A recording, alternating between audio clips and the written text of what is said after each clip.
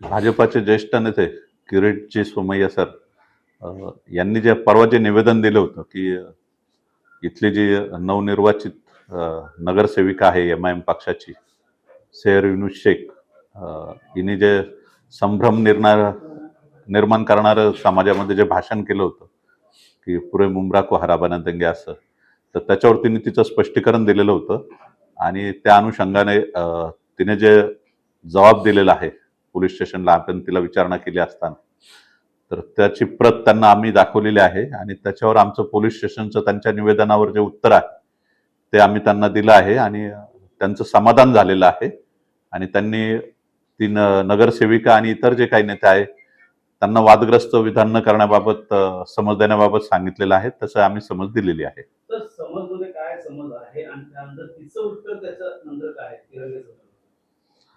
तिने सांगितलं आम्ही तिरंग्यासाठी मरायला तयार आहोत. आमचा असं काही कोणाच्या धार्मिक भावना दुखवण्याचा उद्देश नव्हता. जरी कोणाच्या दुखवल्या गेल्या असेल तर मी माफी मागते असं तिने सांगितलेलं आहे.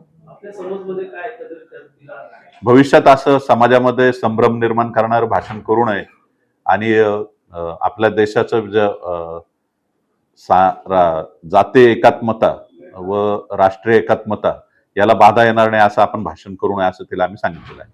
तिने माफीनाम्यामध्ये तिरंगा शब्दाबद्दल किंवा जे काही तिने वक्तव्य केलं होतं त्याबद्दल काही म्हटलेलं आहे का? नेमकं माफीनाम्यामध्ये काय सांगितलं ना मी तुम्हाला की तिरंग्यासाठी आम्ही मरायला तयार आहोत असं ती बोललेली आहे.